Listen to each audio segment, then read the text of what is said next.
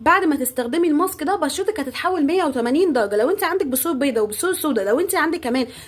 مشكله في الدهون وعندك دهون كتير جدا من البنات اللي بشرتها دهنيه، وكمان مهما تعملي ماسكات بشرتك دايما مش نظيفه ودايما تحس ان هي فيها دهون وبيطلع لك حبوب كتير جدا، عندك بقع في بشرتك، لو انت كان عندك حبوب وسابت بقع او اثار حبوب في البشره، لو انت دايما بتعاني من اثار حب الشباب ومن حب الشباب، تعالي بقى اقول لك ازاي تنضفي كل ده، وكمان تخلي بشرتك والمسام بتاعتك عامله زي اللؤلؤ بتبرق كده، وكمان بشرتك هتبقى بتزيق من النظافه، وتزائد كمان ان هي توحد لك لون البشره، وكمان مضاد اكسده، وكمان هتصفي بشرتك وتخلي بشرتك عامله زي الازازه كده بيضه قشطه منوره من اول استخدام. ترطيب عميق جدا للبشره من اول ما تستخدميها، حرفيا مش هتبطلي ان انت تستعمليها، بشرتك هتبقى